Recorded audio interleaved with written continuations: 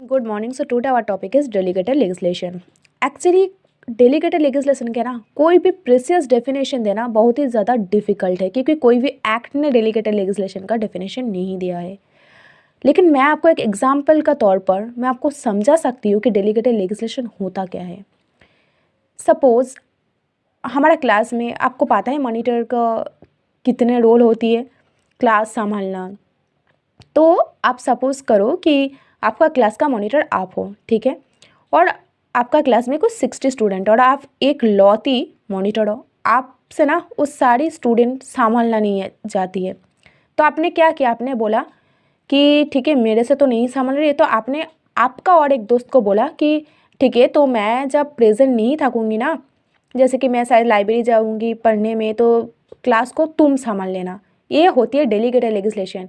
आप एक टाइम पर कुछ पावर आप अपने दोस्त को दे दिया, यही होती है delegated legislation.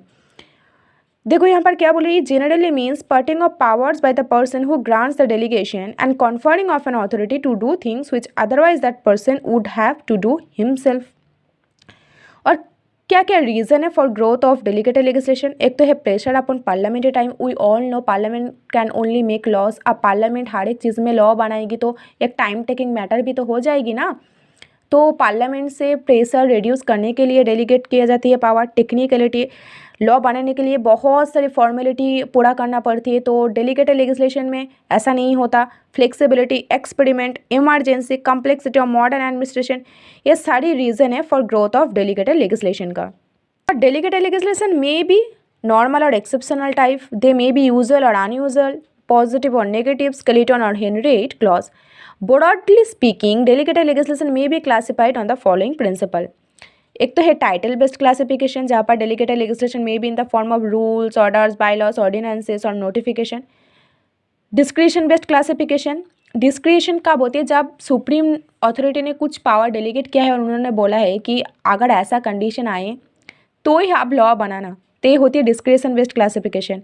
Purpose based classification क्या होती है कि कौन से पर्पस में पावर डेलीगेट किया है, ये चीज़ में होती है।